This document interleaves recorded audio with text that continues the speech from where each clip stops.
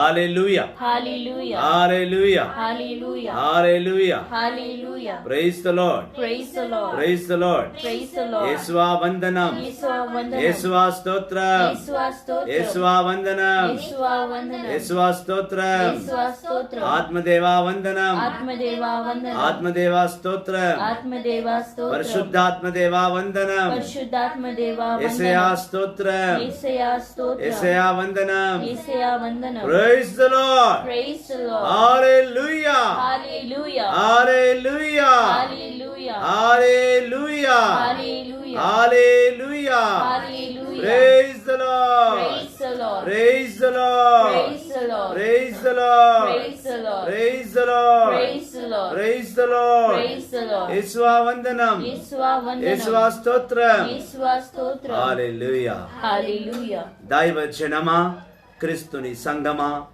యేసుని ఎనలేని ప్రేమను, ఆయన కృపను, ఆయన మహిమకు పాత్రులుగా జీవిస్తున్నాయి.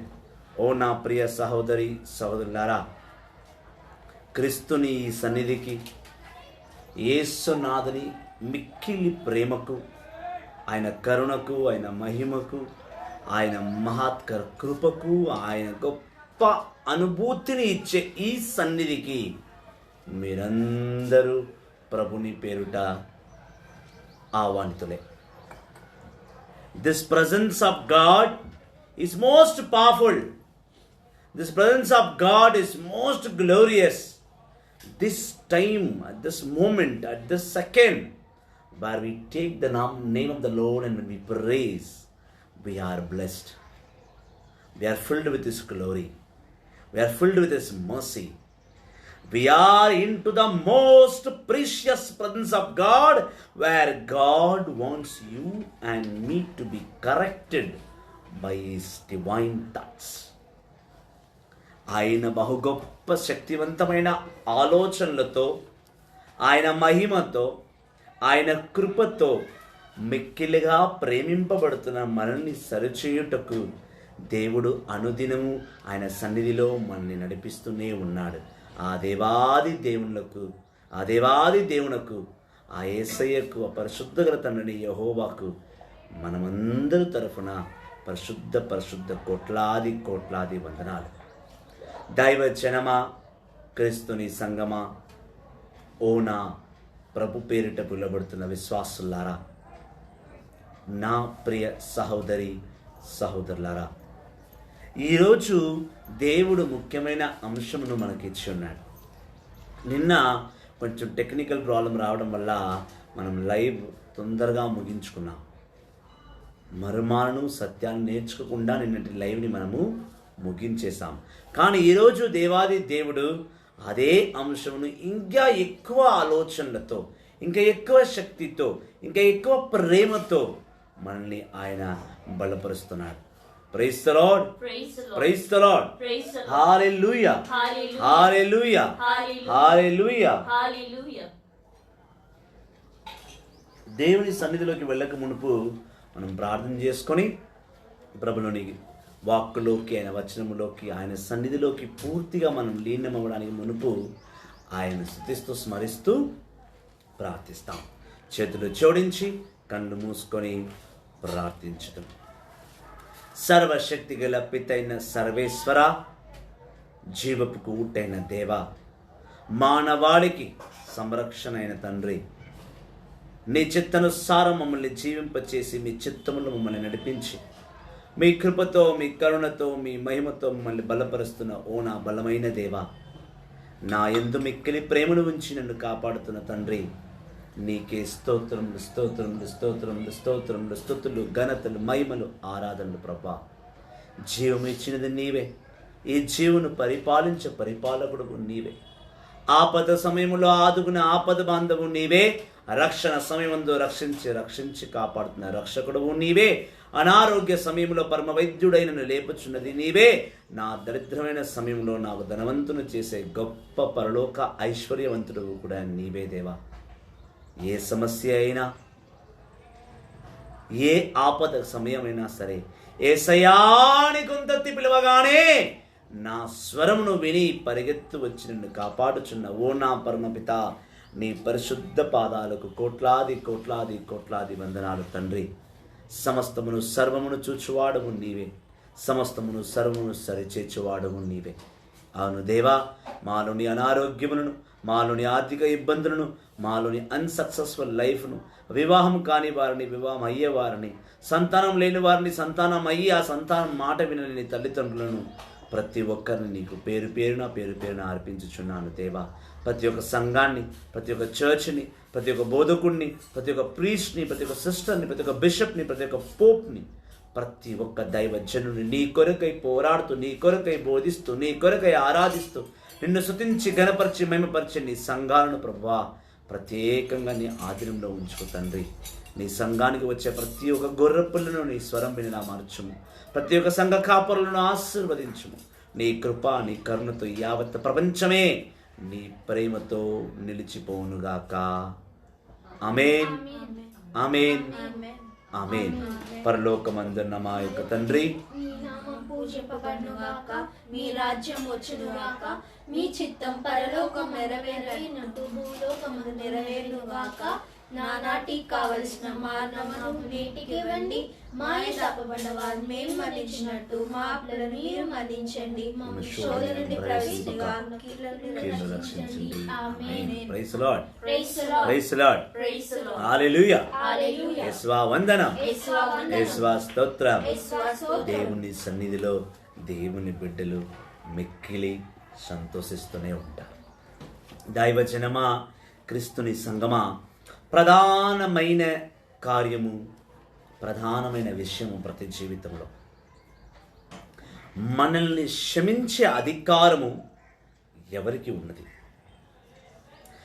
ఈ లోకములో మానవాళిగా జీవిస్తున్న మనం మన పాపాలను క్షమించే అధికారము మనల్ని సృష్టించిన సృష్టికర్తని యెహోవాకు మాత్రమే ఉందని పాత నిబంధన కంఠాబద్ధముగా చెబుతుంది. కానీ ఆ యెహోవా తండ్రిని మించి, మన సృష్టికర్తను మించి, మన సృష్టికర్త కుమారుడు యేసుక్రీస్తు ఒక్కరికి మాత్రమే, మానవాళిగా రూపమెత్తి మన మధ్యడికి వచ్చిన ఆ మౌన్నతునికి మాత్రమే మన పాపాలను క్షమించే అధికారం ఉందని వాక్కు మనకు నేర్పిస్తుంది. అదే మనం చూస్తాం. యోహాను సువార్త 8వ అధ్యాయము 1 నుండి 11వ వచనము దేవుడు ఇలాగే నడిపిస్తాడు. దేవా నీకు స్తోత్రం. యోహాను సువార్త 8వ అధ్యాయము 1 నుండి 11వ వచనము నుండి మనం ధ్యానించబోతున్నాం. Reading from the Holy Gospel of St. John, chapter 8, verses 1 to 11. I think whenever we read Gospel, we have to stand. స్వార్థను చదివేటప్పుడు లేచి నిలబడి స్వార్థను చదవాలని దేవుడు చెప్తున్నాడు. కాబట్టి నేను కూర్చుని లేస్తే కెమెరా కన్నా పైకి వెళ్ళిపోతాను, కనిపించను. కాబట్టి ప్రభువాన్ని క్షమించు. Praise the Lord. యోహాను సువార్త 8వ అధ్యాయము 1వ వచనం నుంచి 11వ వచనం వరకు. యేసు ఒలివ పర్వతమునకు వెళ్ళెను. తెల్లవారగానే ఆయన దేవాలయమునకు రాగా ప్రజలు ఆయన యొద్దకు వచ్చిరి. ఆయన కూర్చుండి వారికి బోధింపసాగెను. అప్పుడు ధర్మశాస్త్ర బోధకులు, పరిచర్యలు వ్యభిచారమున పట్టుబడిన ఒక స్త్రీని తీసుకొని వచ్చి అందరూ ఎదుట నిలబెట్టెను. బోధకుడా, ఈ స్త్రీ వ్యభిచారమున పట్టుబడినది. ఇటువంటి స్త్రీను రాళ్లతో కొట్టి చంపుడని మోషే ధర్మశాస్త్రమున ఆజ్ఞాపించెను. ఈ విషయమైన నీవు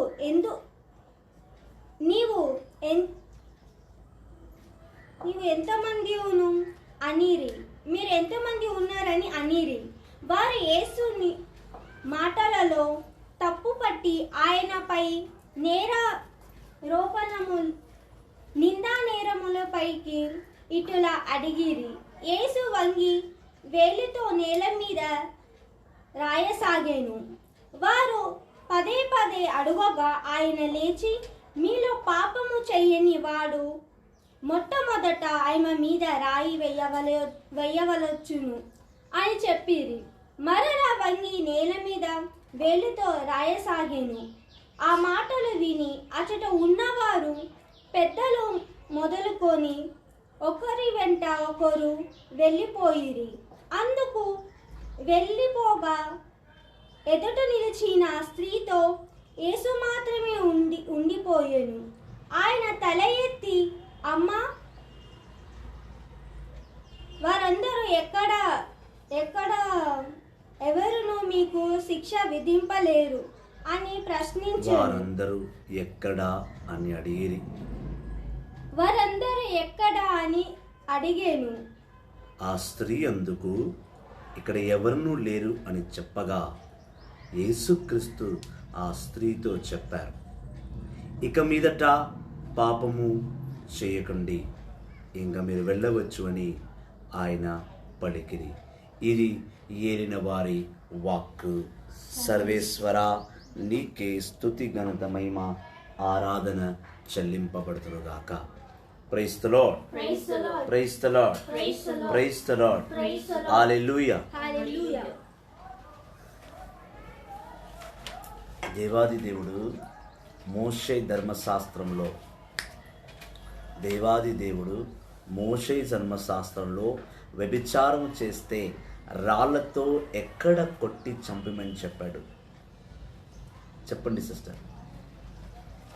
దైవ జనమా, క్రీస్తుని సంగమా, యేసుని అపారమైన బిడ్డ, ఈ వాక్కు, ఈ వచనం అందరికీ తెలిసినదే.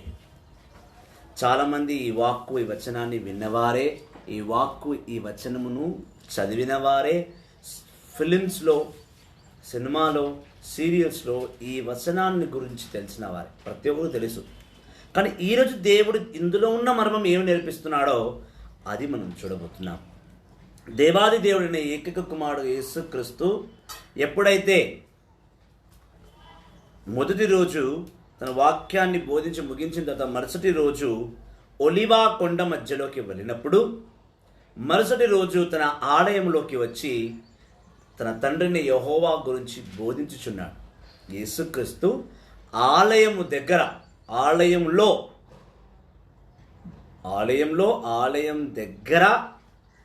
వాక్యాన్ని బోధిస్తున్నారు.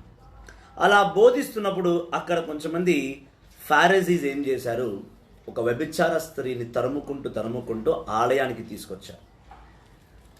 తీసుకొచ్చి ఆ ఆలయం దగ్గర నిలబడించి ఆయన మీదికి రాళ్ళెత్తి కొట్టడము మొదలుపెట్టారు. ఎప్పుడైతే కొట్టడం మొదలుపెట్టారో ఆ స్త్రీ చాలా భయపడిపోయింది. తను భయభక్తులుగా ఉన్నప్పుడు యేసుక్రీస్తు ఆ ఆలయం నుంచి బయటికి వచ్చి ఆయన చూస్తున్నారు. ఈ ప్రజలందరూ కూడా ఆ స్త్రీని, ఆ వ్యభిచార స్త్రీని రాళ్లతో కొట్టడం మొదలుపెట్టినప్పుడు ఆ స్త్రీ ఆ యేసుక్రీస్తుతో ఏమీ మాట్లాడలేదు. యేసుక్రీస్తు ఆ స్త్రీని కూడా ఏదీ అడగలేదు. కానీ అక్కడున్న జనాలు మాత్రము ఒక కపట మనస్సుతోటి, ఒక కపట ఆలోచనతోటి యేసుక్రీస్తుని చిక్కుల్లో పెట్టి, యేసుక్రీస్తు తప్పు అని ఆ ఫారిజీస్, ఆ సుంకరులు కొంచెంమంది ఉంటారు, ఫారిజీస్ అని అంటారు. వాళ్ళు యేసుక్రీస్తుని మాటల్లో ఆయన ఇరికించాలి, ఆయన ఏదో విధంగా ఇబ్బంది కలిగించాలని కపట మనసుతో ఆ యేసయ్య దగ్గరికి వచ్చి అంటున్నారు, మోషే ధర్మశాస్త్రం ప్రకారము, యెహోవా తండ్రి, నీవు చెప్పుకుంటున్నావు కదా యేసయ్య, నువ్వే మెస్సయ్యా అని, నువ్వే ఆ దైవ కుమారుడు, యెహోవా తండ్రి ఒక దైవ కుమారుడు అని నువ్వే చెప్పుకుంటున్నావు కదా. మరి నువ్వు దైవ కుమారుడిని చెప్పుకున్నావు కాబట్టి నీ తండ్రిని యెహోవానే మోషే ధర్మశాస్త్రంలో వ్యభిచారం చేస్తే రాళ్లతో కొట్టి చంపేయాలి అని రాయబడింది కదా. ఇప్పుడు నువ్వు కూడా ఈ స్త్రీని ఈ రాయితో కొట్టి చంపు అని ఉద్దేశించేలా చేయడమే అక్కడికి ఆ ప్రజల ఒక ఉద్దేశం. ఇప్పుడు వాళ్ళ ప్రశ్న ఏంటంటే, వాళ్ళ అంతరంగం ఏంటంటే, యేసయ్య నిజంగానే దైవ కుమారుడైతే, యెహోవా తండ్రి యొక్క ఏకైక కుమారుడే అయితే ఈయన తన తండ్రి ఆజ్ఞను పాటించాలి. మోషే ధర్మశాస్త్రాన్ని పాటించాలి. అంటే ఒక స్త్రీను చూస్తుండగానే, ఒక వ్యభిచార స్త్రీని చూస్తుండగానే మోషే ధర్మశాస్త్ర ప్రకారము యేసుక్రీస్తు కూడా రాయి తీసి ఆ స్త్రీని కొట్టాలి. ఇది ఈ ప్రజలు ఏ ప్రజలైతే ఆ స్త్రీని తీసుకొచ్చారో, రాళ్ళతో కొట్టి చంపాలనుకుంటున్నారో వాళ్ళ మదిలో పరిగెడుతున్న ప్రణాళిక. ఇప్పుడు నిజంగానే యేసయ్య దైవ కుమారుడు కదా. ఆ దైవ కుమారుడు యేసయ్య కాబట్టి తన తండ్రి చెప్పిన మోషే ధర్మశాస్త్రం ప్రకారమే యేసయ్య కూడా రాయి తీసుకొని కొట్టాలి. అదే అక్కడ జరగాల్సిన సీన్, అదే అక్కడ జరగాల్సిన సంఘటన. ఎందుకంటే యెహోవా తండ్రి మాటను దాటి యేసయ్య ఏదీ చేయలేడు. ఎందుకంటే యేసయ్యనే అంటున్నాడు, నేను దైవ కుమారుణ్ణి, నేనే మీ మెస్సయ్యని అని ఆయన్నే అన్నాడు. అదే యోహాను సువార్త 4వ అధ్యాయంలో చూస్తే సమరయ స్త్రీలకు చెప్పింది నేను అదే, మీరు ఏం చేస్తున్న మెస్సయ్యను నేనే అని ఆయననే ఆయన నోటితో చెప్పాడు. కాబట్టి ఇప్పుడు ఈయననే మెస్సయ్య అని అవునా కాదా అని ఇరుకాటంలో పెట్టడానికే ఈ ప్రజలు వచ్చి యేసయ్యని ఇలా ఇబ్బందికరమైన ఒక సంఘటనలో పడేశారు. ఇప్పుడు యేసయ్య యెహోవా తండ్రి మాట తీసేయకుండా రాళ్ళతో కొట్టాలి. రెండవది, ఆ స్త్రీని చంపేయకుండగానే ఆ బిడ్డను మార్చాలి. ఇది యేసయ్య ముందు ఉన్న టాస్క్, ఇది యేసయ్య ముందు ఉన్న ఒక పెద్ద ఛాలెంజ్. ఇప్పుడు యేసయ్య ఏం చేయాలి? ఆ యేసయ్య చోట మనం ఎవరైనా ఉంటే నిజంగానే మోషే ధర్మశాస్త్రం ఇది ఉంది, నా తండ్రియే ఆ మోషే ధర్మశాస్త్రాన్ని మోషేకి ఇచ్చాడు కాబట్టి ఈ స్త్రీని చంపేయడమే న్యాయమని యేసుక్రీస్తు ఆ స్త్రీని రాళ్ళతో కొట్టి చంపాలి. లేదా యేసుక్రీస్తే స్వయంగా వెళ్ళి ఆ స్త్రీ మెడ పట్టుకొని పిసికి చంపేయాలి. ఎందుకంటే నా తండ్రి యొక్క చిత్తం ప్రకారము, నా తండ్రి ఆజ్ఞ ప్రకారం నువ్వు వ్యభిచారం చేసావు కాబట్టి నీకు మరణమే తథ్యము అని ఆ యేసయ్య ఆ స్త్రీని చంపి వెయ్యాలి. అక్కడ ఉన్న సంఘటన అదే, అక్కడ జరగాల్సింది కూడా అదే, వాళ్ళు ఊహించుచున్నది కూడా అదే. కానీ యేసయ్య చంపడానికి రాలేదు కదా. యేసయ్య ప్రేమించడానికి వచ్చాడు, ఆ ప్రేమతో మార్చడానికి వచ్చాడు.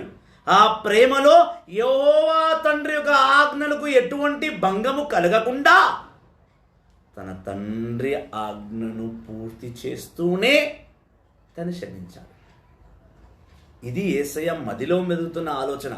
ఈ ప్రజల మదిలో ఉన్న ఆలోచన ఏంటి? యేసయ్యని ఎలా అయినా ఇప్పుడు మేము ఇరికించాలి, యేసయ్యని ఎలా ఇబ్బందుల పాలు చేయాలి, అతను మెస్సయ్య కాదని మేము ప్రూవ్ చేయాలి. అతను రాయి తీసుకొని కొడితే యెహోవా తండ్రిని గౌరవించినట్టే మా దృష్టిలో వాడు మెస్సయ్య ఈ ప్రజలు అనుకుంటున్నారు. కానీ యేసయ్య దానికి భిన్నంగా చేయాలి. మరి మోషే ధర్మశాస్త్రంలో ఎక్కడ రాయబడి ఉన్నది?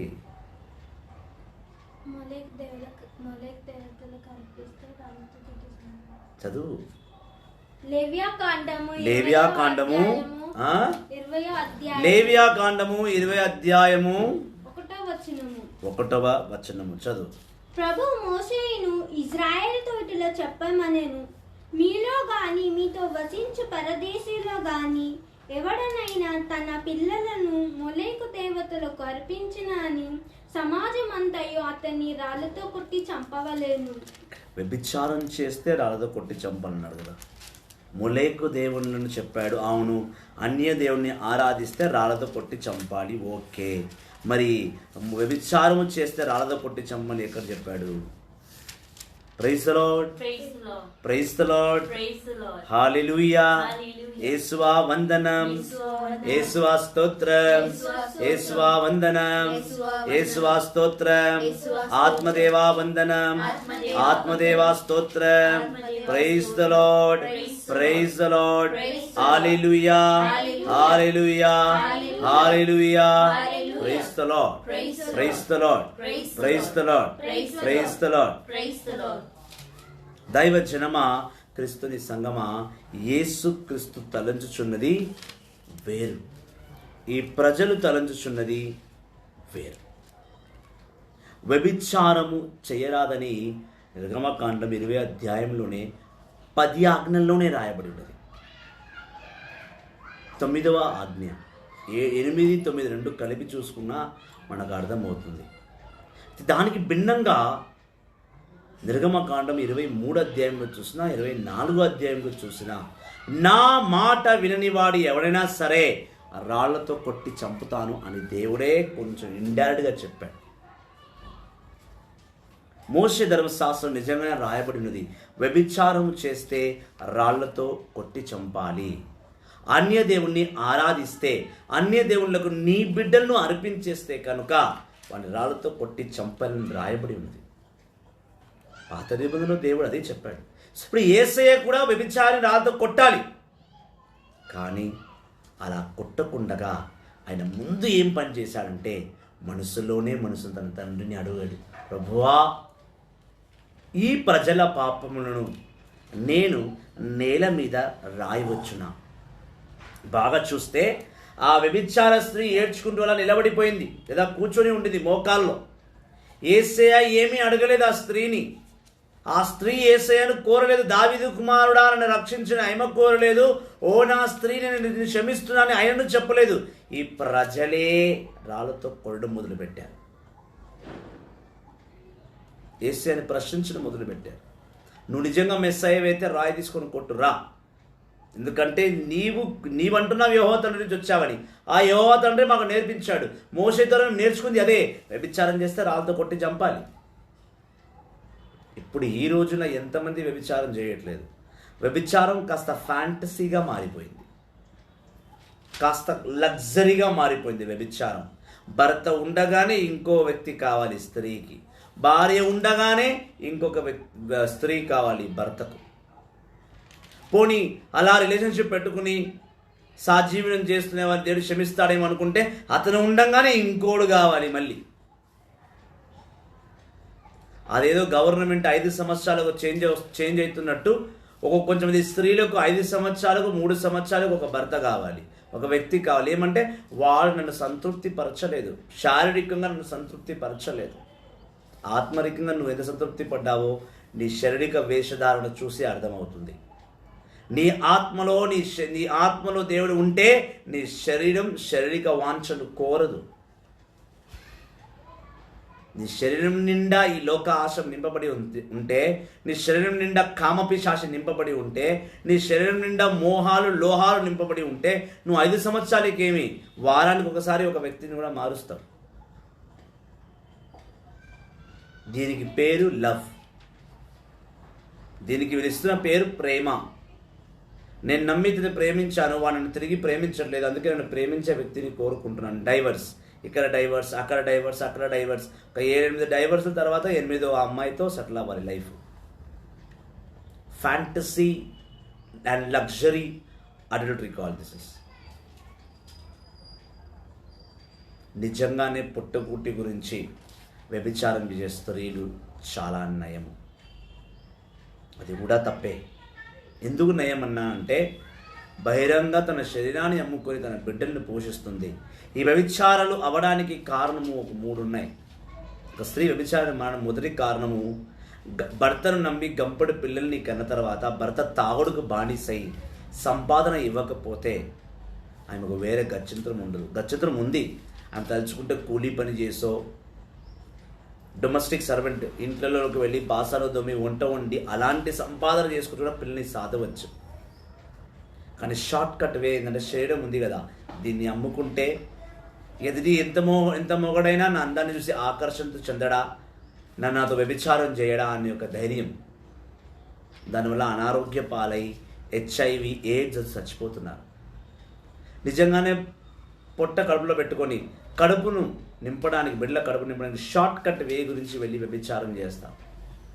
రెండవది, భర్త వేరే స్త్రీతో అలవాటు పడితే మరి నా పరిస్థితి ఏందని ఈమె ఇంకొక వ్యక్తితో అలవాటు పడడం, రెండవ రకమైన వ్యభిచారం. మూడవ రకమైన వ్యభిచారం ఏంటంటే లగ్జరీ లైఫ్. నేను హైఫై లెవెల్లో ఉండాలి, నా కాలు కింద పెడితే కందొద్దు, నన్ను కందొద్దు అంటే నన్ను ఎవడో ఒకడు మొయ్యాలి, నా అందాన్ని వానికి వెరగా వేసి వాని తన సంపాదన అంతా నాకు అర్పించబడాలి. భర్త ఉండంగానే లగ్జరీ లైఫ్. నాలుగోది మరీ మోసం, కేవలం శారీరక పిచ్చి గురించే. కొంచెమందికి శారీరక పిచ్చి ఎక్కువ. నేను 10 మంది మగవాళ్ళతో ఉండడం నాకు ఇష్టం. మగవాడు అంతే, నేను 10 మంది స్త్రీల అందాన్ని అనుభవించాలి. వాడు చేసేది కూడా వ్యభిచారమే. స్త్రీలో ఒక్కరే ఎందుకు కాదు, మొగాల్లో కూడా ఉంది. అదే ముందు మొగాల్లోనే ప్రారంభమైంది, వాళ్ళని చూసి స్త్రీలు స్టార్ట్ అయ్యారు. వ్యభిచారము తప్పు, రాళ్ళతో కొట్టి చంపుకుంటున్నాడు దేవుడు. ఇక్కడ యేసయ్య ఏం చేశాడు, ఈ కుళ్ళుబోతూ మనుషులందరికీ కూడా సమాధానం ఇయ్యుటకు తన తండ్రిని అనుమతి తీసుకొని, ఆ మౌనంగా ఉన్న సమయంలో తన తండ్రి అనుమతి తీసుకొని ఒక్కొక్క అక్కడ వచ్చి ఎవరైతే రాళ్ళెత్తి కొడుతున్నారో వాళ్ళ పాపాలని రాయడం మొదలుపెట్టాడు. ఆ రాళ్ళెత్తి కొట్టేవారందరూ కూడా చేత్తో రాయి, కానీ వాళ్ళ కళ్ళన్నీ యేసయ్య వేలి మీదనే ఉన్నాయి. ఆయన రాసేదాన్ని బట్టి చూసి అక్కడ ఒక్కొక్క వ్యక్తి పాపాలు యేసయ్య రాసేస్తుంటే, అమ్మో నా పాపాలు రాసేస్తున్నాడు, నా పాపాలు రాసేస్తున్నాడు. యేసయ్య నోరు తెరిచి నువ్వు ఈ పాపం చేశావు, నువ్వు రాయెత్తి కొట్టే అధికారం లేదని ఆయన చెప్పలేదు. ఆయన మాటలు మాట్లాడలేదు అక్కడ. No words, only action. మాటలు లేవు. పెద్ద సినిమా డైలాగ్ వచ్చింది కదా, ఏమంటారు దాన్ని? ఎవరే హీరో? ఎవరమ్మా? బాలకృష్ణను అల్లు అర్జున్ చెప్పిండ మాటలు మాట్లాడుకురా లేవు, దబిడి దిబడే. యేసయ్య కూడా ఈ డైలాగ్ ఇప్పుడు కొట్టింది బాలకృష్ణ. యేసయ్య ఎప్పుడో చెప్పిన మనుషుల్ని అనేసాడు, మాటలు లేవు నాయనా, మాటలు లేవు, మాట్లాడుకోవడా లేవు, పాపాలు రాయడమే. టక్క టక్క టక్క టక్క టక్క టక్క. ఉదాహరణకి అక్కడ 10 మంది వచ్చారు. పలానా వెంకటేషు, పలానా జేమ్సు, పలానా ఇస్లాయిము, మరి పలానా ఒక పోచయ్య, పలానా ఇంకొక ఆయన, ఇంకొక వ్యక్తి ఇబ్రాహిము, ఇలా 10 మంది వచ్చి 10 రకాలు రాసేస్తుంటే ఆ 10 రకమైన మనుషుల పాపాలను టక టక టక రాసేస్తుంటే వెంకటేష్ అన్నాడు, అయ్యో మొన్న నేను వ్యభిచారం చేసినా, అది రాసేస్తున్నాడు. ఇస్మాయిల్ అన్నాడు, యా అల్లా క్యా క్యా ఆద్మీ బైనే మేరా పాప పూరా లిఖ్ దేరా. ఒక్కొక్కరు ఒక్కొక్క భాషలో మాట్లాడుకొని అయ్యో మన పాప పరిగెత్తు రాళ్ళన్నీ కింద పడేసి ఒక్కొక్కరు ఆ తప్పుని సిగ్గుతో పరిగెత్తుకుంటూ వెళ్ళిపోయారు. యేసయ్య ఒకసారి రాయడం మొదలుపెట్టి అలా పైకి లేచి, మీలో తప్పు చేయని వాడే రాయి ఎత్తి కొట్టండి అని అనేసి మళ్ళీ ముఖం కిందేసి మళ్ళీ పాపాలు రాయడం మొదలుపెట్టాడు. ఆయన రాస్తున్నాడు. ఇప్పుడు ఆయనకు మనిషి రూపంలో ఉన్న యేసయ్యకు అక్కడున్న మనుషుల పాపములు ఎలా తెలుసు? ఇప్పుడు పాపం అయితే మనం రోడ్డు మీద వచ్చి బహిరంగంగా చేయం కదా, 4 గోళ్ల మధ్య చేస్తాం.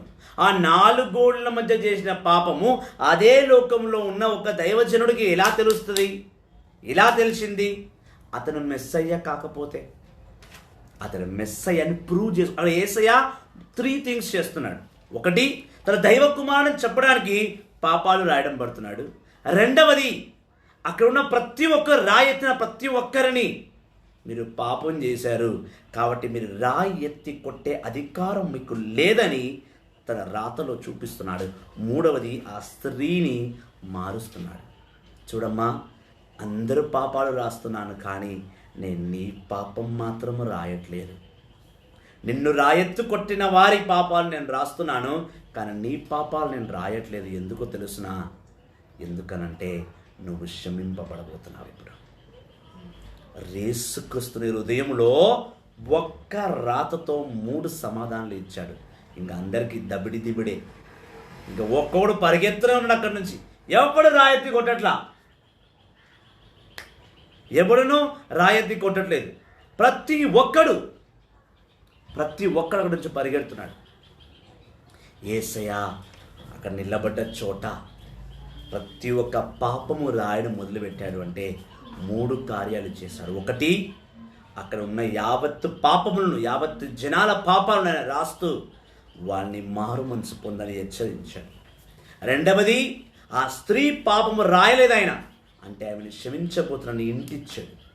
3వది, తన మనిషి కుమారుడైనప్పటికీ కూడా, మనిషి రూపంలో ఉన్నప్పటికీ కూడా నేను దైవ కుమారుడిని ప్రూవ్ చేసుకుంటున్నాడు.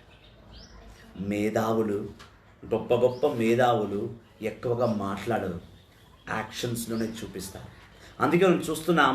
సిరాక్ గ్రంథం 22వ అధ్యాయం 11వ వచనం చదువుదాం. సిరాకు 22:11 వచనం. సిరాకు గ్రంథము 22వ అధ్యాయం 11వ వచనము.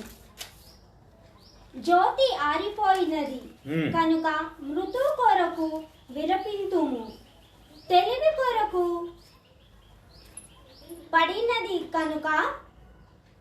తెలివి కొరత పడినది కనుక మూర్ఖుని కొరకు విలపింపవలేను. ఎప్పుడైతే ఒక మనిషి చచ్చిపోతాడో, ఒక జ్యోతి ఆరిపోతాడు, ఇంట్లో ఒక మనిషి చనిపోయాడంటే ఒక వెలుగు ఆరిపోయినట్టు లెక్క. ఒక మనిషి చనిపోతే వాడి గురించి 3 రోజుల్లో, 5 రోజుల్లో, 11 రోజుల్లో, 40 రోజుల్లో ఏడ్చి ఊరుకుంటాం. చనిపోయాడు అని ఒక తృప్తి, చనిపోయాడు ఇంకా లేడు మన మధ్యలో, మనమే ఆటోమేటిక్గా మర్చిపోతాం ఆ వ్యక్తిని. కానీ ఒక మూర్ఖుడు గురించి జీవిత కాలం విలపిస్తూనే ఉండాలి. విలపించండి, ఏడుస్తూనే ఉండాలి. వీడు ఎప్పుడు బాగుపడతాడా, వీడు ఎప్పుడు తెలివి వస్తుందా, వీడు ఎప్పుడు అంటే చచ్చిపోయిన శవానికన్నా, చనిపోయిన వాడికన్నా మూర్ఖంగా ఉండడమే పెద్ద శిక్ష. మూర్ఖుడిని పెంచడమే పెద్ద పాపం. ఒక కుటుంబంలో ఒక బిడ్డ చనిపోయాడంటే అందుకే పెద్దవాళ్ళు అంటారు, వానికన్నా ముందు వీడు పోయేది ఉండే, అంత మంచోడు పోయిండు, వీనికి వస్తలేదు సావు. ఎందుకు ఆ మాట అన్నారు వాళ్ళు? మంచి ఇంకొంచెం చాలా మంచిగా, అంటే చాలా మంచి స్త్రీలు బాగా మాట్లాడతారు ఈ మాట, ఈ సామెత బాగా చెప్తారు. మంచునికి వస్తుంది సావు, ఈయనకి వస్తలేదు. పోత ఆ మూడు తవల టైర్ టక్కరై వస్తావురా నువ్వు. పక్కా సాయంత్రం లోపల చూడు, ఏ లారీ కిందనో, మరియు వీళ్ళు వెహికల్ నెంబర్ మరీ చెప్తారు, ఇంకా వెహికల్ పేరు కూడా చెప్తారు. ఏ లారీ కిందనో, ఏ కారు కిందనో ముక్కలు అవుతావు. ఇప్పుడు ఇది వీళ్ళు చెప్పిస్తాడు, అయిపోతుంది మరి. అదే అక్కడ రాయబడింది సిరాకులో. మంచోడు చేస్తున్నాడు, ఈయనకేమైంది రోగం, ఈడి దస్తలేడు. నల్లుగా పడుతుంది సావు, ఇవనుకు వరమంటుంది పీడ పురుషునికి. అవం పోరుది కూడా ఈమె పోయిட்டுన్నా పీడియ పోయిటికు. మా ఇంట్లోనే ఎక్కువ ఏంటి ఈ మాట, ఎందుకంటే మా ఇంట్లో కూడా ఒక అజ్ఞానం ఉందన్నమాట. ప్రతి ఇంట్లో ఉన్నాడు, ఒక ఇంట్లో ఏమి, నా ఇంట్లో ఏమి, అందరి ఇంట్లో ఉన్నాడు ఒక అజ్ఞానం. మంచోడు, బాగా తెలివిగా ఉండి ఫ్యామిలీ మెంబర్గా ఉంటున్న వ్యక్తి, దేవుని ఆరాధించే వ్యక్తి చచ్చిపోతున్నాడు. దానికి ఇంకోటి జోడిస్తారు, మంచోనికి ముందు వస్తుంది సావు. ఎందుకంటే మంచోడిని దేవుడు ఈ లోకంలో పెట్టాడు, పైకి తీసుకెళ్ళిపోతాడు. మూర్ఖుల్ని ఈ లోకంలో పెడతాడు. ఒక చనిపోయిన వ్యక్తి గురించి ఒక 11 రోజులు, 40 రోజులు ఏడ్చి ఊరుకుంటాం. కానీ ఇంట్లోనే ఉంటూ వృద్ధంగా టీవీ చూసుకుంటూ, తాగుతూ, తింటూ, గొడవ పడుతున్న వాడిని మనం ఎన్నటికీ మార్చము. మరి వాడు ఎందుకు బతుకున్నాడు అంటే ఆ సమాధానం దేవునికే తెలుసు. దేవునికి తెలుసు, దేవుని బిడ్డలో తెలుసు. నేను చెప్పాను ఎందుకు బతుకున్నవాడు, వాడు ఏదో రోజు మారుతాడనే ఆశ. దేవుడు వాడికి అవకాశం ఇచ్చాడు, వాడు మారుతాడు. కానీ వాడు అవకాశాన్ని వాడుకోకపోతే ముందు చనిపోయిన వాళ్ళకన్నా ఘోరంగా చేస్తాడు వీడి సాగు. అయితే మనిషి యొక్క పాపాలను యేసయ్య రాసేస్తున్నాడు. ఇప్పుడు యేసుక్రీస్తు వాళ్ళ పాపాలు ఎలా తెలుసు అంటే ఆయన మెస్సయ్య కాబట్టి, ఆయన దైవ కుమారుడు కాబట్టి. అందుకే యోహాను సువార్త 17వ అధ్యాయంలో ఆయన స్పష్టంగా 3-4 వచనాలు అన్నాడు, దేవా ఇదిగో ఈ లోకములో నేను రాక మునుపు, ఈ లోకాన్ని నువ్వు సృష్టించక మునుపు నన్ను ఏ మహిమతో చూసుకున్నావో తిరిగి నాకు ఆ మహిమ ఈరోజు ఇవ్వు. అంటే ప్రపంచం ఆదిలోనే యేసయ్య ఉన్నాడు. ఆదిలో వాక్కుండును, వాక్కే దేవుడై ఉండును, ఆ దేవుడే వాక్కై ఉండును. ఆ వాక్కు ఆ దేవుడు రెండు యేసయ్య ఉండును. యోహాను 15:7. ఎవరైతే పాపాలు లెక్కించడం మొదలు పెడుతున్నాడో రెండోసారి తిరిగి లేచి చూస్తున్నాడు, ఏమైందమ్మా ఎవరు లేరా ఇక్కడ అంటే అందరు వెళ్ళిపోయారు మెస్సయ్యా, నేను ఒక్కదాన్నే మిగిలినప్పుడు యేసయ్య అని చూసి అన్నాడు, నీ పాపాలు క్షమింపబడ్డాయి, వెళ్ళి జీవించు, మళ్ళీ పాపము చేయకు, మళ్ళీ పాపమే చేయకు. పాత నిబంధనలో మనం ఆదిలో చూసుకుంటే ఆది కాండము 4వ అధ్యాయము 6-7 వచనాలు చూస్తాం. Genesis chapter 4 verses 6 and 7. The first క్రియేషన్లోనే జెనసిస్ చాప్టర్ 4 verses 6 and 7. ఆది కాండము 4వ అధ్యాయము 6వ వచనము 7వ వచనము. ప్రభు కయోనుతో నీకు కోపమేలా, నీ ముఖము పైన చిన్నబుచ్చుకోనేలా, మంచి పనులు చేసినచో తల ఎత్తుకొని తిరగగలవు, చెడ్డ పని చేసినచో పాపము వచ్చి వాకిట ముంచి ఉండి నిన్ను మింగజూచును, కానీ నీవు దానిని అనగదొక్కవలెను అని అనేను. ఎప్పుడైతే కేన్ ఏబుల్ని చంపాలని ప్లాన్ చేసుకున్నాడో, ఎప్పుడైతే కేన్ ఆదాము మొదటి సంతానము కేన్ అండ్ ఏబుల్, ఇద్దరు అన్నతమ్ముల్లో కేన్ ఏబుల్ని చంపాలనుకున్నాడో దేవుడు చూసేశాడు. చూసి ఏబుల్ని డైరెక్ట్గా వచ్చి హెచ్చరించాడు, కేన్ని వచ్చి డైరెక్ట్గా హెచ్చరించాడు. ఐఎమ్ సారీ కేన్, నువ్వు నీ కోపం నీ ముఖం మీద క్లియర్గా కనబడుతుంది. ఇప్పుడు మనం కూడా కోపం ఉంది అనుకో, ఎట్లుంటాం? నేను కోపం అనుకో, నాకు నవ్వు వచ్చేస్తుంది. నా కోపం ఉన్నా నా ఫేసే వేరుంటుంది. నీ ఫేస్ ఆటోమేటిక్గా నీ సంతోషాన్ని, నీ కోపాన్ని వ్యక్తపరిచేది నీ ముఖమే.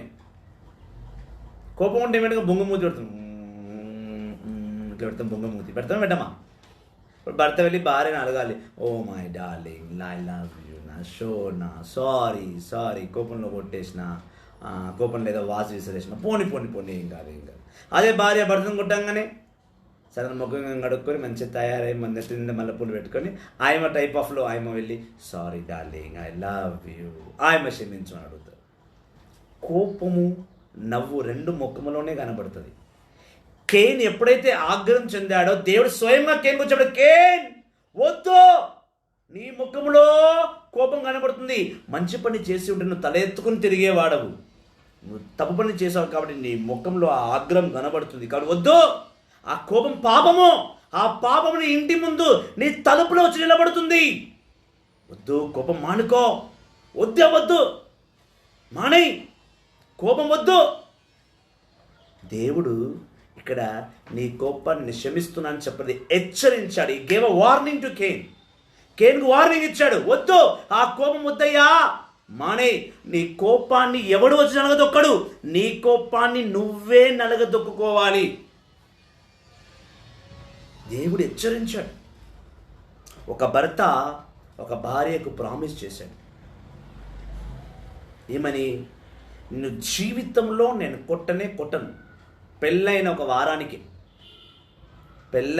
వారానికి మా ఫ్రెండ్ ఆయన, నాకు చాలా క్లోజ్ ఫ్రెండ్ ఆయన వాళ్ళ భార్యతో పెళ్ళైన 7 డేస్కే ప్రామిస్ చేశాడు. వాళ్ళు 7 డే పెళ్ళైన తర్వాత వాళ్ళు వెళ్తూ ట్యాంక్ బండ్ క్రాస్ చేస్తున్నారు. ట్యాంక్ బండ్ మీద జరిగింది కాన్వర్షన్.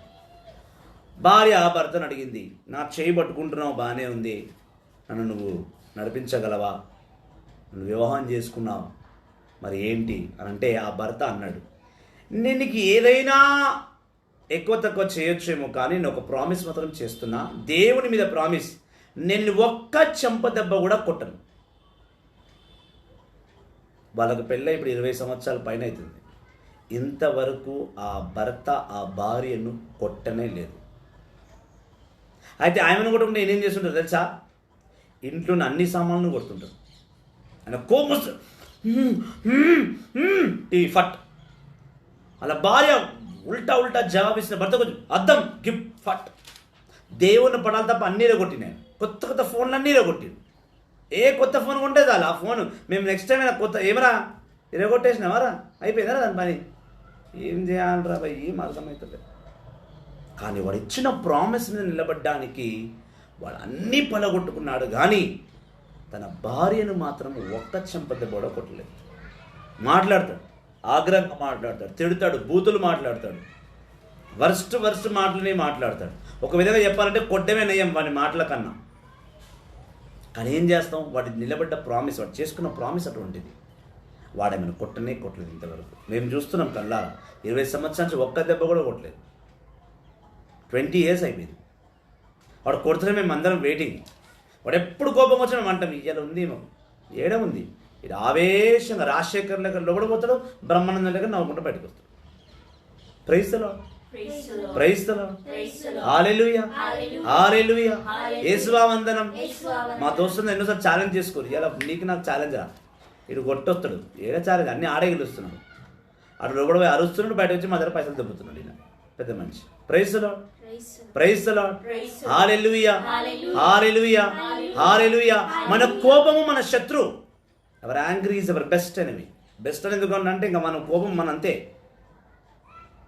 దేవుడు హెచ్చరించాడు, వద్దు, నీ ఆవేశాన్ని తగ్గించుకో, నీ కోపాన్ని నువ్వే అణగదొక్కుకోవాలి.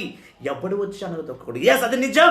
యేసుక్రీస్తు యెహోవా తండ్రి అక్కడ ప్రతి ఒక్కరిని చూసి, కేన్ని చూసి, ఏబుల్ని చూసి ఏమి క్షమిస్తున్నానని నేను అనలేదు. ఫస్ట్ హెచ్చరించండి, give a warning, no don't do this, if you do you will be in trouble. కానీ దేవుని మాట కూడా కేన్ లెక్క చేయలేదు, ఏబుల్ని వెళ్ళి చంపేశాడు. పథకం ప్రకారం అదుడా, ఏబుల్ రా, ఈరోజు నువ్వు నా తోటకు వస్తే ఆ పంటను కొద్దాం రా, నాకు సాయం చేయమని తీసుకెళ్ళి చంపించేశాడు. ఏబుల్ రక్తం ఏడవగా దేవుడు కేన్ని శిక్షించాడు. దైవ జనమా, మూర్ఖుల కన్నా జ్ఞానవంతులమే సమాధానంతో కలిగి ఉండాలి. అక్కడ అందరూ మూర్ఖులందరూ ఇప్పుడు యేసయ్య కోపంతో వచ్చి రాయి తీసుకొని ఆ వ్యభిచార స్త్రీని కొట్టేస్తారనుకున్నారు. కానీ యేసయ్య ప్రేమగా మొక్కం మీద కోపము చూపించలేదు, ఆనందము చూపించలేదు, వాళ్ళ పాపాలు రాయడం మొదలుపెట్టాడు. యేసుక్రీస్తుకి మనం చేస్తున్న ప్రతి పాపము తెలుసు. అందుకే సామెతల గ్రంథం 28వ అధ్యాయము 13, 14 వచనాలు చూసిన ప్రొవర్బ్స్ 28. సామెతల గ్రంథము 28వ అధ్యాయము 13వ వచనం 14వ వచనము. 13 చదువు. తన పాపములను కప్పి పట్టుకున్నవాడు, ఎవరైతే వాళ్ళ పాపములను కప్పి పెట్టుకుంటారో, కన్ఫెషన్ చేయకుండా, దేవునికి పాపాలు అర్పించకుండా పాపాలన్నీ మనలో ఉంచుకుంటారో బాగుపడడు. వాడు ఏనాడు బాగుపడరు, వాళ్ళ జీవితంలో పైకి రానేరారు. ఆ పాపమును ఒప్పుకొని, ఎప్పుడైతే మన పాపాల్ని మనం ఒప్పుకుంటామో వానిని పరిత్యజింపువాడు, వాణ్ణి క్షమాపణ అడుగుని. పాపానికి పరిష్కారం ఒకటే, పశ్చాత్తాపము పడి ప్రభుకు మన పాపాన్ని సమర్పించుకున్న నాడే దేవుని దయ పొందుదు. దేవుని దయ పొందదము. మన పాపాలు ఒప్పుకొని అడగాలి. ఎందుకంటే ఆ దయామయుడు, ఆ దయగల దేవుడు మన గురించి చనిపోయాడు కదా. దయచూపుమా దయామయా, నా కోసం బలి అయిన నా యేసయ్యా. దయచూపుమా దయామయా, నా కోసం బలి అయిన నా యేసయ్యా. నాలోని పాపం ఎరిగితివి, నాలోని పాపం ఎరిగితివి. నన్ను కాచే ప్రభువు నీవే యేసు, నన్ను కాచే ప్రభువు నీవే యేసు. దయచూపుమా దయామయా, నా కోసం బలి అయిన నా యేసయ్యా. నా పాపమే నీకు సిలువను ఇచ్చింది, నా శాపమే నిన్ను కొరడాలతో కొట్టింది. నా పాపమే నీకు సిలువను ఇచ్చింది, నా శాపమే నిన్ను కొరడాలతో కొట్టింది. పడిపోయిన లేవరేక పరితపించున్నను లేప, పడిపోయిన లేవరేక పరితపించున్నను లేప.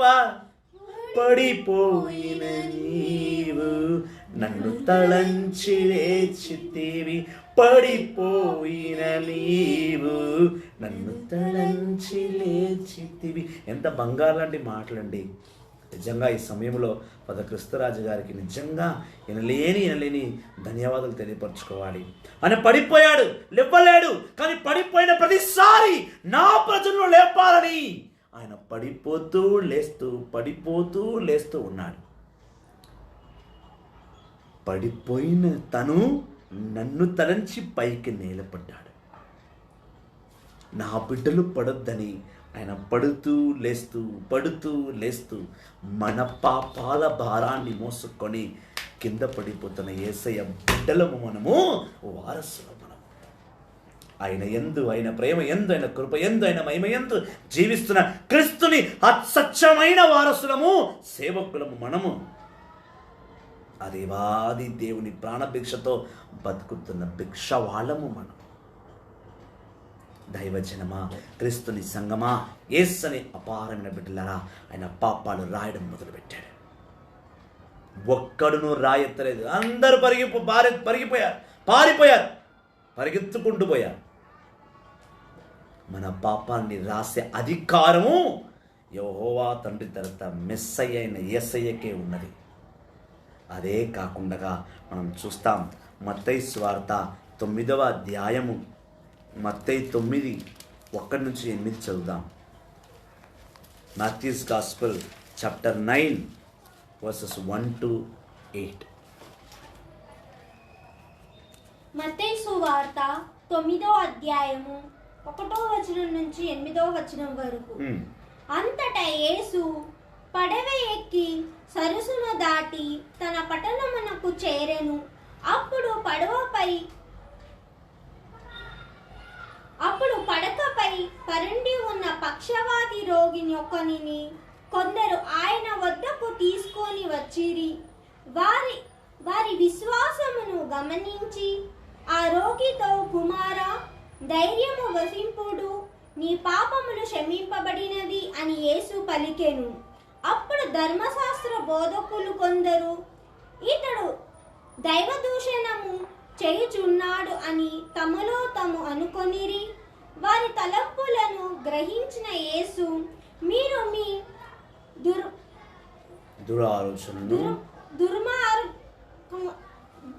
ఆలోచనను ఎలా కలిగేను? మీ పాపములు మన్నింపబడినవని అనుట లేక నీవు లేచి నడుమనుటయా?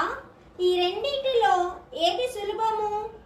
ఈ భూమి మీద మనిషి కుమారుడు పాపములను క్షమించు అధికారము కలదని మీకు ఇప్పుడే తెలియను అని పలికి ఆ రోగితో, నీవు ఇక లేచి నీ పడుకొని ఎత్తుకొని ఇంటికి పొమ్ము అనెను. అతడు వెంటనే లేచి తన ఇంటికి పోయెను.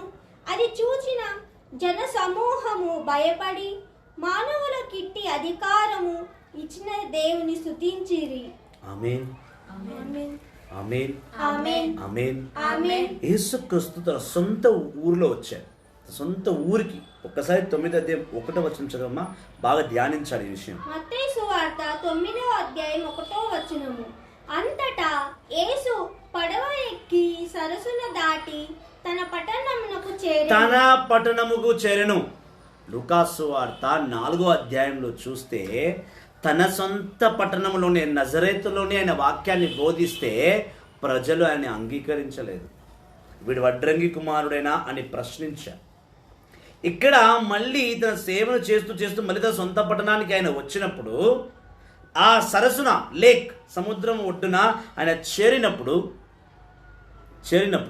అక్కడ ఒక వ్యక్తిని, పడకలో పడి ఉన్న ఒక వ్యక్తిని తీసుకొచ్చి యేసయ్య ముందు పెట్టి స్వస్థత ఇవ్వమని వాళ్ళు అడగగా యేసయ్య వాళ్ళని చూసి అన్నారు, భయపడకు ఓ నా కుమారుడా, ఇదిగో నీ పాపాలు క్షమింపబడుతున్నాయి, నీవు స్వస్థ పొందుకుంటావని ఆయన మాట చెప్పాడు. చెప్పగానే ఆయన ఊర్లోనే, ఆయన పుట్టి పెరిగిన అదే సొంత ఊరినే అక్కడున్న మత బోధకులు, మోషే ధర్మశాస్త్రాన్ని బోధించే ఆ ప్రధాన యాజకులు, మత బోధకులు, ఒక మనిషి కుమారునికి ఇతరుల పాపలు క్షమించే అధికారం ఉందా అని వాళ్ళ మైండ్లో వాళ్ళ క్వశ్చన్స్ వేసుకొని యేసయ్యని ఒక విధంగా చూపు చూస్తున్నారు, ఇలా దొంగ చూపు.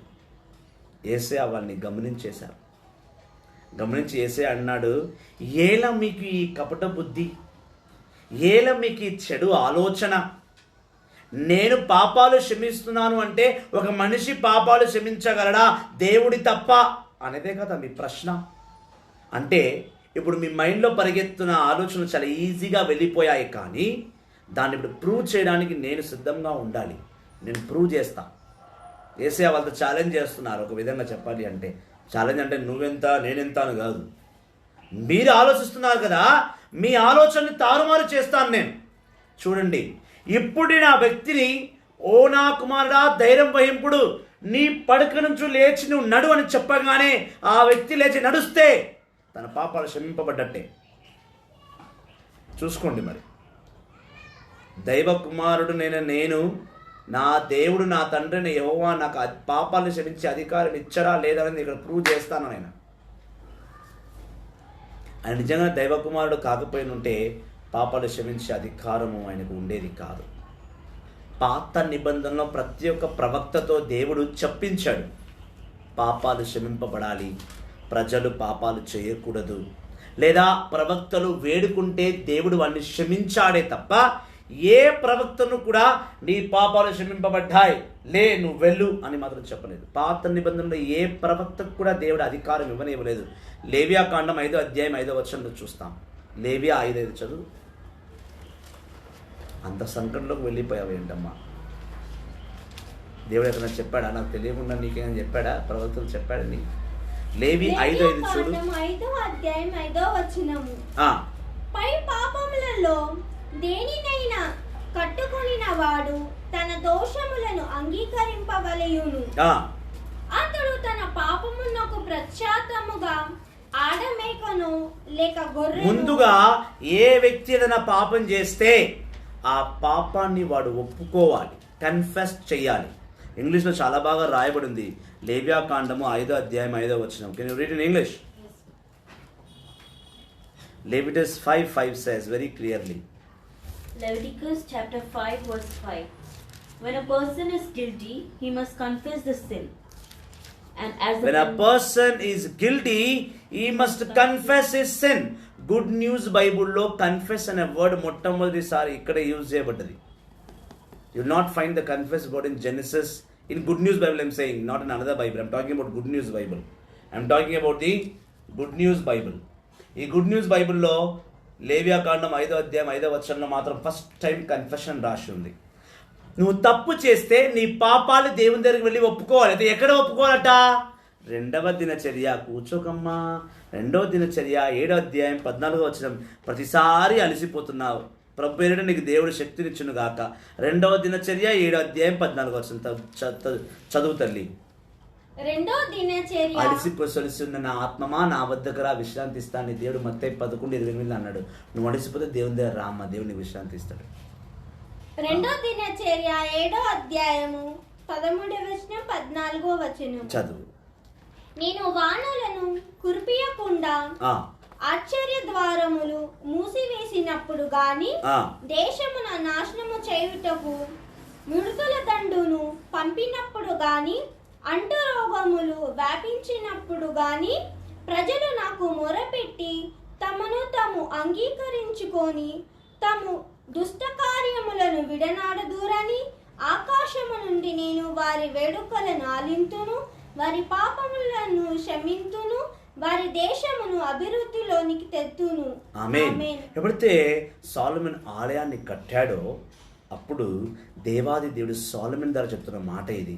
ఎప్పుడైతే ఈ దేశంలో అనారోగ్యం వస్తుందో, బడగళ్ళ వానలు వస్తాయో, ఎయిల్ స్ట్రోమ్, డిజీజ్, వర్షం రావడం ఆగిపోయిందో, కరువు, ఫెమిన్, రెయిన్ రావడం మానేసిందో, అప్పుడు మీరు ఎక్కువగా పాపాలు చేశారని అర్థం. ఆ పాపాలు చేసినప్పుడు మీరు నా ఆలయంలోకి వచ్చి మీ పాపాలన్నీ నా దగ్గర ఒప్పుకుంటున్నప్పుడు నేను పరలోకం నుంచి వీక్షించి మీ పాపాలను నేను క్షమింతును అన్నాడు. అక్కడ సొలొమోనుకి అధికారం ఇవ్వలేదు, నా నామమున పాపాలు క్షమించేయని. సొలొమోనుకి అధికారం లేదు, దావీదుకి అధికారం లేదు, యోబుకి అధికారము లేదు, బాలాముకి అధికారము లేదు, యెషయాకి యెరెమీయాకి అధికారము లేదు, దానియేలుకి అధికారము లేదు, దావీదుకి అధికారము లేదు. ఆదాము, అబ్రాము, నోవా, యాకోబు, ఈసాకు, యాకోబు 12 కుమారులకు అధికారం లేదు, మోషేకి అధికారం లేదు, ఆరోనుకి అధికారం లేదు, మిరాయంకి అధికారం లేదు, జోషువాకి అధికారం లేదు, రూతుకి అధికారం లేదు, ఎస్తర్కి అధికారం లేదు. పాత నిబంధనలో పిలువబడుతున్న ఏ ప్రవక్తన, అగాయి, మలాకి, ఒబాదియా, మోమోసు, జోనా ఎవ్వరికీ అధికారము లేదు. యేసుక్రీస్తు ఒక్కరికే పాపాలు క్షమించే అధికారము. ఏలనగా యోహాను సువార్త 3వ అధ్యాయం 15వ వచనం ప్రకారం ఆయన దేవకుమారుడు. మత్తయి సువార్త 3వ అధ్యాయం ప్రకారము 4వ వచనం ప్రకారము పరలోకములో ఉన్న యెహోవా తండ్రిని మెప్పించిన యేసుక్రీస్తు. యోహాను 14:14 ప్రకారం అడిగిన వెంటనే ఇచ్చే అధికారం యేసునికే. యోహాను 15:7 ప్రకారం ఆయన మాటలో ఉండి, ఆయన వచనంలో ఉండి జీవించినప్పుడు ఆయన నామంలో ఏదైనా అడుగు ఆయన నీకు ఇస్తాడు. యోహాను సువార్త 16:9 ప్రకారం ఎవరిని కూడా అనాథగా ఆయన విడిచిపెట్టడు. ఎఫెసీయులు 1:4 ప్రకారము ప్రతి ఒక్కరిని అచ్చున చేర్చుకుంటాడు.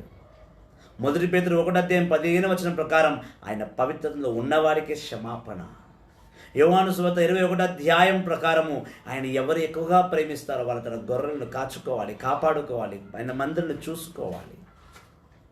యోహాను సువార్త 10:11 ప్రకారం ఆయన ఒక మంచి కాపరి. ద్విదేశకాండము 12:3 ప్రకారం ఆయన యందు జీవించువాడు, ఆయన ఆజ్ఞలను పాటించువాడే ఆయన బిడ్డ. ద్విదేశకాండం 6:11 ప్రకారం ఆయన వాక్కును మదిలోకి హృదయంలోకి రాయబడ్డవాడే ఆయన దైవజనుడు. ద్విదేశకాండం 7 ప్రకారం ఆయన నామాన్ని స్మరించువాడే ఆయన బిడ్డ. యెషయా 1:15 ప్రకారము ఒక జంతు తన యజమాన్ని గుర్తుపట్టినప్పుడు ఒక బిడ్డ కూడా తన దేవుని గుర్తుపట్టగలగాలి. యెరెమియా 3:4 ప్రకారం ఆయన ప్రవచనాన్ని వినుటవాడే ఆయన ప్రవక్తలు. దైవజనమా, క్రీస్తుని సంగమా, యేసుని అపారమైన కృప, ప్రేమ, మహిమతో జీవిస్తున్న నా ప్రియ సహోదరి సహోదరులారా, యేసుక్రీస్తుకి మాత్రమే నీ పాపాలు క్షమించే అధికారం ఉన్నది. ఎప్పుడైతే అక్కడున్న అల్ప విశ్వాసులతో, ఆ మత బోధకులతో యేసయ్య మాట్లాడాడు, చెప్పాడు, ఓ బిడ్డ లే, నీ పడకని తీసుకొని నడువు. వెంటనే ఆ బిడ్డ పడకని తీసుకొని నడచడం మొదలుపెట్టాడు. అప్పుడు యేసయ్య చెప్పాడు, చూడండి, వాడి పాపాలు క్షమించలేనిదే వాళ్ళు స్వస్థపరచలేడు. నా తండ్రి పేరిట వాడి పాపాన్ని నేను క్షమించాను కాబట్టే ఆ వ్యక్తి లేచి నడవగలిగాడు. యేసుక్రీస్తుకి పాపాలు క్షమించే అధికారం ఉంది కాబట్టే ఆయన క్షమించాడు. సిరాక్ గ్రంథం 21:4 చూస్తాం. సిరాక్ 21:14. సిరాకు గ్రంథము 21:14. మూర్ఖుని మనసు పగిలిన కుండ వంటిది. మూర్ఖుని మనసు పగిలిన కుండ వంటిది. ఆ కుండను ఎంతన్నా నీళ్ళు పోసిపెట్టు, అది కారుతూనే ఉంటుంది. ఈ మూర్ఖుని బుద్ధి, ఆడే బుద్ధికి రంధ్రం పడ్డది. నువ్వు ఎన్ని వాక్యాలన్నా చెప్పు, ఎన్ని వచనాలన్నా చెప్పు, అది బయటికి పోతూనే ఉంటుంది, అందులో ఉండదు, స్థిరముగా నిలబడదు. ఇప్పుడు నేను కంటిన్యూస్గా ఎన్ని వాక్యాలు చెప్పా, బైబిలే చూడలేదు, చూడకుండా జస్ట్ మిమ్మల్ని చూసి చెప్తున్నా. దీన్ని బట్టి నన్ను నేను ప్రూవ్ చేసుకుంటుంది ఏంటంటే నా బుర్రకు రంధ్రం పడలేదు, నేను పడనివ్వను. ఇప్పుడు వాక్యం గుర్తులేదు అంటారు కదా, ఆ వాక్యాలకు బాగా చిల్లులు పడ్డాయి, అందుకే వాక్యం గుర్తుంటుంది. ఎంత లోపలికి పోయినా మళ్ళీ ఆ చిల్లులకి బయటికి వచ్చేస్తుంది. నాకు వాక్యమే గుర్తుంటుంది. ఎక్కడ గుర్తుంటుంది? నీ బుర్రలో మొత్తం చిల్లులు ఉంటాయి. ఆ చిల్లుల్ని ఎంసీలు పెట్టి క్లీన్ చేయి. ఎంసీలు అంటే ఏంది? కుంపదీసి మార్కెట్కి పోయి ఎంసీలు తీసుకొచ్చి బుర్రకి ఇట్లా పెట్టుకున్నారు కాదు, మెస్సయ్యా సీలింగ్. ఎంసీల్ అంటే మెస్సయ్యా సీలింగ్. యేసుక్రీస్తుని అడుగు, ప్రభువా నా బుర్రకు రంధ్రాలు పడ్డాయి, నాకు వాక్యం మీ అంత గుర్తుంటలేదు బ్రదర్. ఎక్కడ గుర్తుంటుంది రంధ్రాలుంటే? సిరాకు 21:14. దాన్ని మెస్సయ్యా అనే సీల్, ఎంసీల్, మెస్సయ్యా అనే యేసుప్రభుని అడిగి ఆయన నామన రక్తాన్ని తీసుకొని ఆ రంధ్రాలను మూసుకో, అప్పుడు వాక్యం ఇక్కడ పదురపరుస్తుంది. ఇప్పుడు ఎట్లా అన్నామనుకోండి, నేను ఇన్ని సంవత్సరాల నుంచి వాక్యం బోధిస్తున్నావు కాబట్టి నీకు అన్నీ అలవాటైనాయి కాబట్టి టక్క చెప్తున్నావు. మరి నేను బోధించినా కాబట్టి నాకు అలవాటైంది కాబట్టి నాకు గుర్తుంది కదా. దైవజనమా, క్రీస్తు యేసునికి మాత్రమే అధికారం ఉంది మన పాపాలు క్షమింపబడడానికి. మొత్తం మీదట ఈ టాపిక్ దేవుడు ఎందుకు తెచ్చాడో తెలుసా? ఇవన్నీ చెప్పాం. ఇప్పుడు ఆయన ఎందుకు ఈ టాపిక్ తీసుకొచ్చాడట? ఇటువంటి ఒక మెస్సయ్య మన దగ్గర ఉన్నారని తెలిసిన తర్వాత కూడా, మనం చేసిన పాపాలకే మనం అనారోగ్యం పాలవుతున్నామని తెలిసిన తర్వాత కూడా అక్కడికి వెళ్ళి ఆ చెట్టు కింద, ఈ పుట్ట కింద, ఆ కొండ కింద, ఈ కొండ పైన ఎక్కి నాకు ఇది ఇవ్వు, నాకు అది ఇవ్వని కూరలో కలుపుకుంటున్న అన్ని వస్తువులు తీసుకొచ్చి మింగితే యాసిడిటీ అవుద్ది తప్ప డిసీజ్ నయం అవ్వవు. నీ అనారోగ్యములను, నీ పాపాలను క్షమించే అధికారం కేవలం యేసుక్రీస్తుకి మాత్రమే ఉంది. ఆయన మాత్రమే నిన్ను సరిచేయగలడు. ఆయన మాత్రమే నిన్ను స్వస్థపరచగలడు. ఆయన మాత్రమే నీకు ఏ ఆతాడు, ఈతాడు, మొలతాడు లేకుండా నిన్ను కాపాడగలిగేది. ఏ తాడు నిన్ను రక్షింపలేదు. తాడుకే శక్తి ఉంటే ఇంటికి కట్టుకున్న స్క్రీన్కి వేసుకున్న తాడుతో కూడా నువ్వు స్వస్థపరచుకుంటావు. తాడులలో ఏముండదు, తావీజులలో ఏముండదు.